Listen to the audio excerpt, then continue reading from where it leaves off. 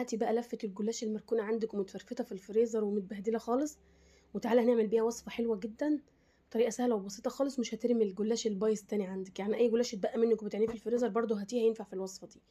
معايا لفه جلاش كده، هبدا اقطعها شرايط بالشكل اللي انت شايفاه ده. الوصفه دي حلوه جدا جدا وهتعجبك ان شاء الله. هبدا افكك الشرايط من بعضها كده بالشكل ده. وفي صينيه هنا مقاس 30 هنزل بنص كميه الجلاش اللي انا قطعتها كده، وبرضو انا بحطها كده افككها بالشكل ده عشان ما يبقاش فيها اي حاجه مع بعضها يعني.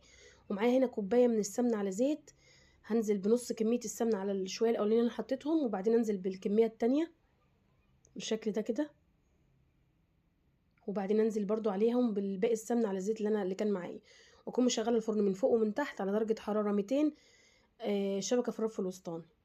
وفي حله تانية كده او الكسرولة هبدا انزل ب3 كوبايات من الحليب درجه حراره المطبخ، انزل عليهم بمعلقتين من السكر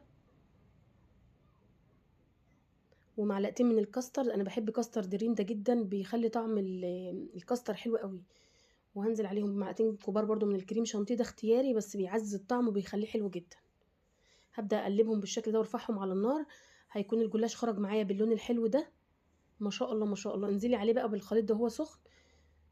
طعم الجلاش بالكاستر حلو جدا، ما احتجتيش تورقي اي حاجه ولا تعملي اي حاجه مجهود.